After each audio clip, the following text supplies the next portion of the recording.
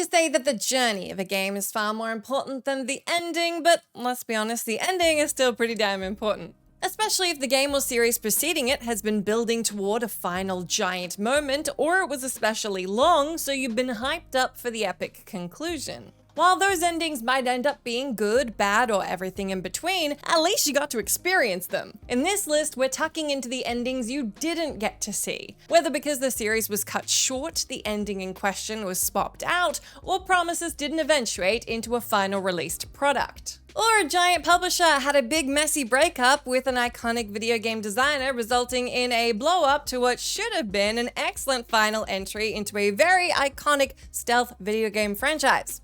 I'm Jess from WhatCulture, and here are 9 unreleased video game endings fans demand to see. Number 9. Life is Strange, the hospital ending. If you've played Life is Strange, then you know the teenage tale / supernatural drama leaves a lot of things in your hands when it comes to making choices about how you want to proceed. This is true in many moments throughout the game, but none more so than its epic conclusion when a wild storm has descended on your town Arcadia Bay, threatening everyone within it. Turns out that when protagonist Max decided to save her best friend Chloe at the start of the game and repeatedly throughout it, she accidentally messed with the natural order of events and unleashed a supernatural devastating weather event. In the end, you have 2 choices. Save your bestie Chloe and doom Arcadia Bay, or save Arcadia Bay and let Chloe die. And so the meme Bay versus Bay was born. While there's been rampant debate over which ending is better and which one you should have chosen, there was originally a bit of a tweak to the ending where you chose to sacrifice Chloe. Titled Hospital Ending in the game files, Don't Nod considered having Chloe fall into a coma if you chose to sacrifice her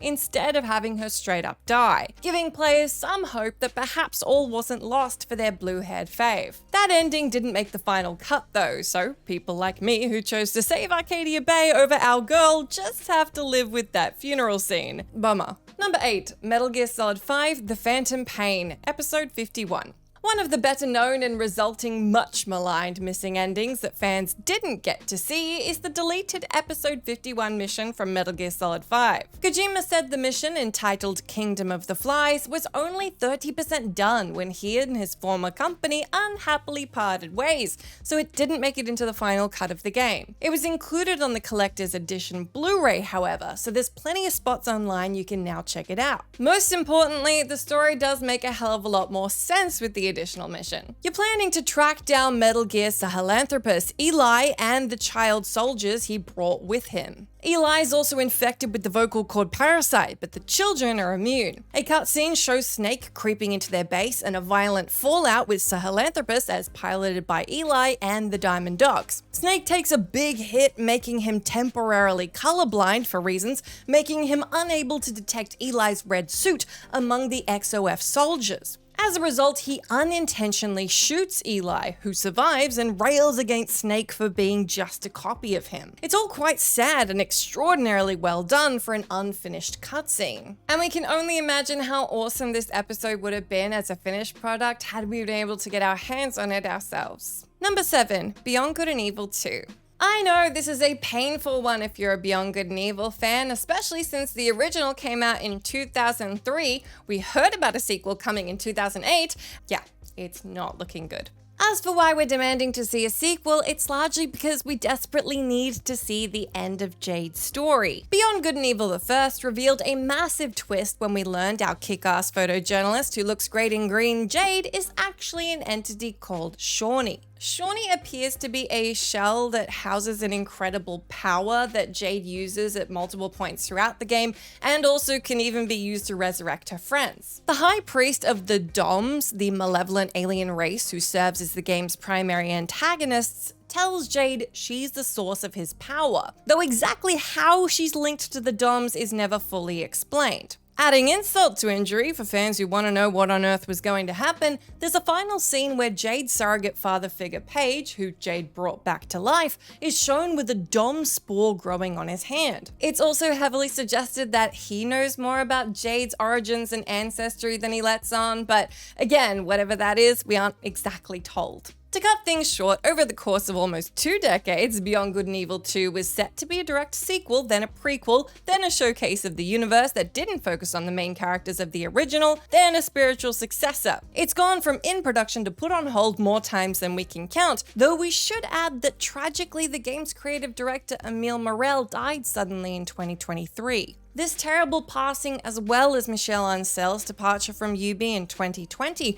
has left the future of Beyond Good and Evil 2 well and truly in the dark. While fans like myself can never stop hoping we're going to have an ending to Jade and Paige's story, it seems like at this point our demands for a proper ending are sort of simmering into a vague hope.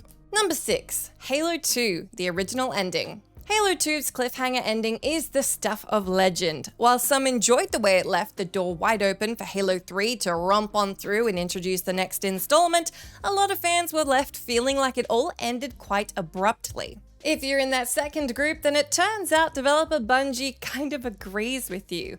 It turned out there was supposed to be a longer ending, but due to the massive developer crunch they were under, they just didn't have time to include it. It wasn't just Halo 2's ending that suffered from the tight deadlines either. Entire sections of the game were scrapped or otherwise heavily edited down in order to get the game on shelves in time for launch. Returning to its divisive finale, clever fans spotted whiteboard drawings featured in the documentary Behind the Scenes, The Making of Halo 2. They depicted an intended level named Earth Arc 09, under which was written Chief/Dervish, which fans deduced means Master Chief and the Arbiter. Another clue on another Earth-based level was found in the game's art book, which showed a Forerunner on Earth. If that means nothing to you, Forerunners are never seen on Earth in Halo 2.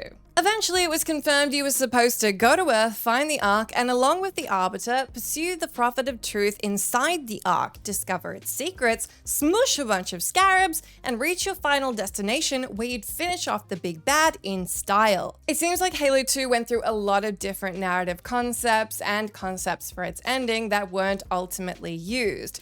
If you didn't for any reason like the ending of Halo 2, then you'd probably love to see one of these. Number 5. Twisted Metal, the live-action endings. Now for something completely different. Sony's vehicular combat cult hit Twisted Metal had a bunch of live-action endings which didn't make it into the game because allegedly the company who filmed them was okay with the gory violence bits, but not okay with the women in bikinis bits. Said endings would show what happened when each character finally met with Calypso and had their wish granted, having bested their rivals. They were later accessible if you managed to beat all the levels in an unreleased Twisted Metal title housed in the Head-On Extra Twisted edition of the original. Since the live-action versions were ultimately vetoed at the 11th hour, you just got a bunch of scrolling text explaining what happened to your character after they won. And of course that's way less fun. The live-action endings are just as bizarre and wild as the characters at their core, and so it's a damn shame they didn't make it into the game in the first place. If you haven't seen them, expect a lot of shooting and campy dialogue.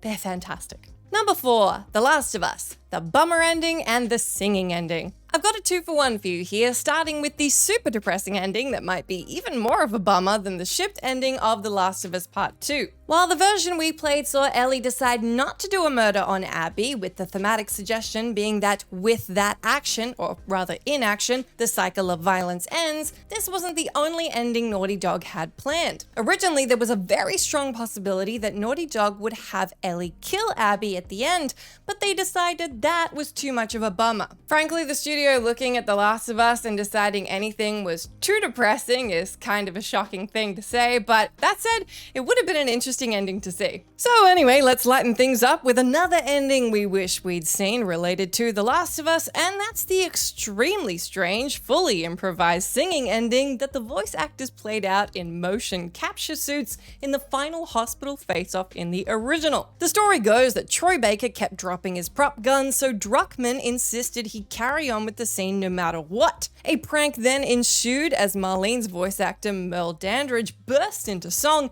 and Troy followed suit. It's on YouTube and well worth a watch. Since they were already in mocap suits, the fact that Naughty Dog didn't render this one up for us is a complete travesty. Number 3, The Longest Journey Home. The Longest Journey and its sequels, Dreamfall and Dreamfall Chapters, make up some of the better point-and-click games ever made. At least in my opinion, because as I keep telling you, The Longest Journey is my favorite game of all time. Although it's also got stellar ratings, so chances are, if you played it, you probably enjoyed it a lot too. Which makes it even more crap that the game never got its proper ending, and neither did its heroine. The Longest Journey centered on 18-year-old April Ryan journeying across the worlds of science and magic on a quest to fulfill her chosen one destiny. Upon discovering she isn't the chosen one, we leap forward to Dreamfall, set 10 years later, where April is now one of the 3 playable protagonists and is, to put it lightly, pretty damn jaded. Even still, getting to revisit a beloved character after waiting 7 years between games was a delight even if she wasn't the focus. Then came Dreamfall Chapters 8 years later, a game that didn't feature April at all, at least not in any way that wasn't a vague reference. What developer Red Thread Games did do was promise that if the Dreamfall Chapters Kickstarter hit $2 million, they'd make a game called The Longest Journey Home, telling all of April's story. This was in high demand because, if you're not worried about spoilers, there was a heavy suggestion she was half dragon, might have been an old lady living in a house that exists between worlds, and may have reincarnated into a whole other person, as well as like 100 other fan theories. As you can tell, the questions far outweighed the answers. Despite writing on the Kickstarter page that the story needs to be told and we deserve to hear it, the Kickstarter wrapped at just over 1.5 million, falling short of the stretch goal. Given licensing issues with the IP belonging to Funcom, as well as the 10 years that have passed since the possibility was floated, this is an unreleased ending that we're probably never seeing. Number 2, Mass Effect 3, An Epic Meeting. Now for a topic you've definitely never heard about before, it's Mass Effect 3's endings. But not the endings you saw and probably didn't like, the endings you didn't see. Like Halo 2 and plenty of other games, Mass Effect 3 went through the ringer when it came to choosing a narrative concept to execute. Clearly they chose the wrong one, but as time goes on and BioWare employees move on to other pastures, we're hearing more of those who worked on the game weigh in on what could have been. The plan was for Shepard's final encounter to be with the Queen of the Reapers, who was held captive by her people and explained the Reapers' cycle plan would no longer work. Shepard would then need to choose whether to make the Citadel and Reapers go boom, kill off the Queen and take her place as Captain AI, or connect with the gal to make all life part AI, part organic. In other words, destroy, control, or synthesize. That old chestnut. Back in 2012, the original lead writer Drew Karpyshyn said he wanted to reveal that the Reaper's origins are far less sinister in nature, enacting the avoidance of an extinction event due to the impending heat death of the universe. This was interwoven with some dark energy complications contributing to the collapse of the universe and what appeared to be an ultimate choice to sacrifice humanity and trust the Reapers to figure out the details, or decide to work it out yourself, somehow.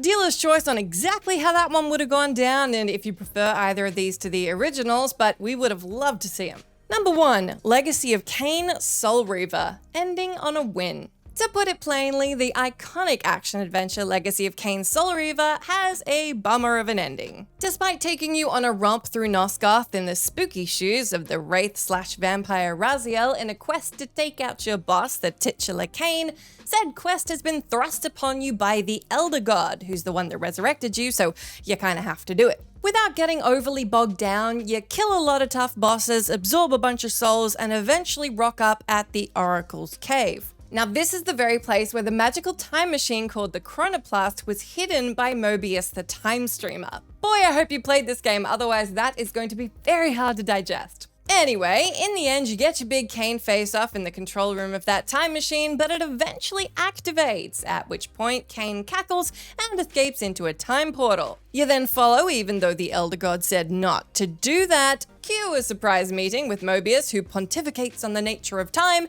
and that's the ballgame. While the next game picks up where this cliffhanger leaves off, the original plan was to have you kill off Kain. But as is the case with many of these games, things had to be left on the cutting room floor to meet deadlines. That ending was really close to happening though. They even recorded the voice work, but ultimately, that wily bugger just got away.